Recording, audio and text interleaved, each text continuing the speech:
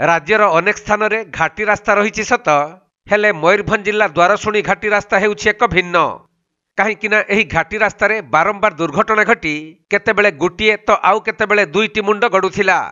एपरिकी वर्ष तमाम एही घाटी रास्ता रे दुर्घटना घटी बहु धन जीवन नष्ट हेउथबार नजीर रहिछि। तेबे एही घाटी रास्तार सठिक मरामती एवं त्रुटिपूर्ण रास्ता निर्माण जोगु बारंबार एहीपरि दुर्घटना घटुथबा सबुबेले अभियोग होई आसुछि।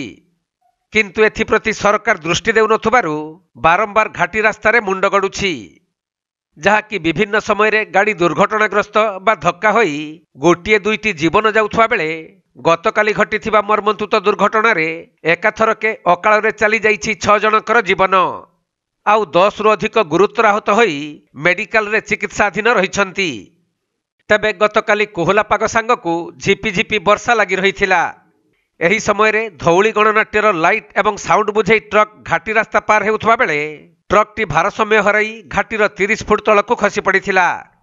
सेपटे गत किछि मास मध्यरे एही घाटी रास्ता रे दुर्घटना वृद्धि पाउथबा देखिबाकु मिलुछि। सही क्रम रे गत जनवरी 4 तारिख रे एही समान स्थान रे गोटिए टैंकर और ट्रक मध्यरे मुहांमुही धक्का हेबा फल रे उभय गाड़ी रे निया लगी 2 जन ड्राइवर जीवंत दग्ध होई जाइथिले। सही भली 2023 मसिया सेप्टेम्बर 28 तारिख रे एक ट्रक सहित बाइक रो मुहांमुही धक्का हेबारु बाइक रे जाउथबा दंपतिंकर मृत्यु होइथिला। तेबे एभली दुर्घटना बारंबार घटुथिले मध्य प्रशासन आखिरे कलापट्टी बांधी बसिछि बोली स्थानीय जनसाधारण माने अभियोग करिसंती।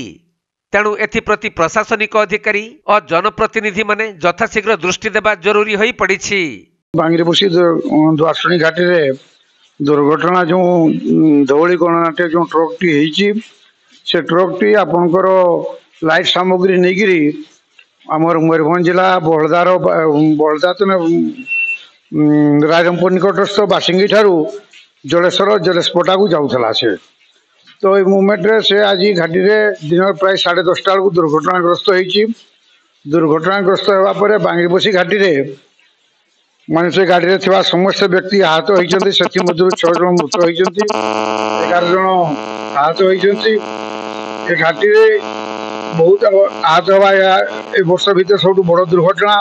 2-3 वर्ष पूर्व मध्ये एमती एक कवाड़ी ट्रक रे 6 जन प्राण हरैतिले। बांगीरपोशी घाटी प्रति सेति का निगा नहीं, बारंबार दुर्घटना घटुची।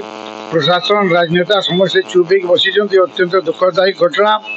सबुठ बड़ कथा हूँ घाटी रास्ता 49 नंबर जातीय राजपथ होते प्रत्येक दिन हजार हजार गाड़ी चलाचल करता है एवं यात्री एवं गाड़ी ए रास्ता जावाई कहार सुरक्षा नहीं से कहार चिंता सब दुर्भाग्यर विषय। एवं आजकल ये घटना ए अंचल समस्त को व्यथित करिछि। अंचलवासी आगामी दिन एथि आंदोलन करेंगे, एथि किसी दिमत नहीं। आगु बहुत आंदोलन होती प्रशासन एवं राजनेता मान तरफ बहुत किसी प्रतिश्रुति मिली किंतु प्रतिश्रुति सब पानी कार रही।